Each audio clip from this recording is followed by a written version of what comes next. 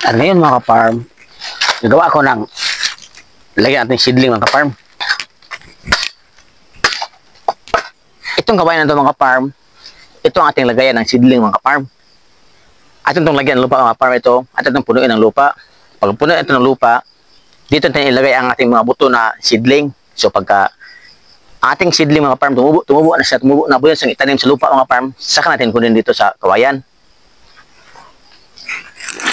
Dito tayo kukuha ng lupa mga farm para ilagay sa kawayan mga farm para lagyan natin butong seedling mga farm. Oh. Ito mga farm. Ito ating kawayan mga farm. Yan.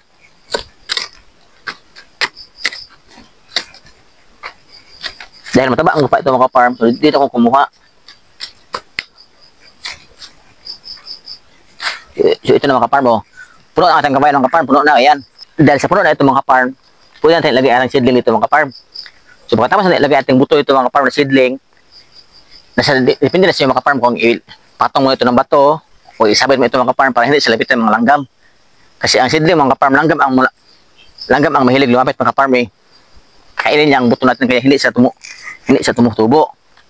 Ito pala yung seedling ko mga farm, itong bunga ng okra mga farm. So ito na mga farm, magsimulat na magseedling mga farm. Oh. Ito ang buto ng okra mga farm. Ayan.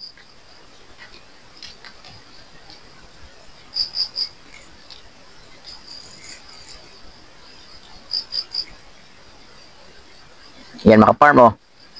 Kahit isang bunga lang sa mga farm, pero marami ang kayang buto mga farm. Oh. Marami ang tumutubo ito mga farm. So marami nating matanim dito. Ayun ang ka-farm, oh. So ayun ang ka-farm.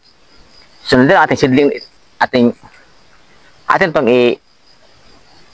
pisain ng pabos ng ka-farm para makansya mataban sa nilulupa ng ka-farm. Ganyan ang ka-farm, oh. Ganyan. So lagyan sa nilulupa ulit ng ka-farm para matabunan kayong buto ng ka-farm. Ganyan. So ayan na.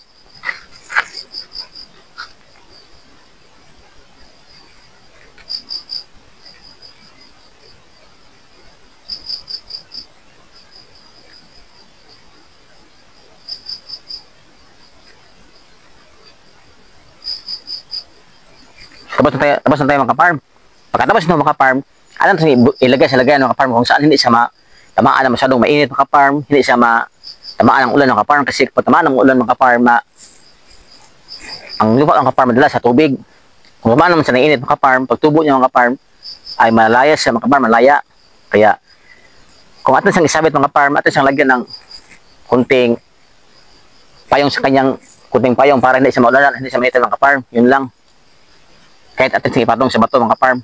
So, salamat sa panonood mga ka-farm. God bless po. Bye-bye.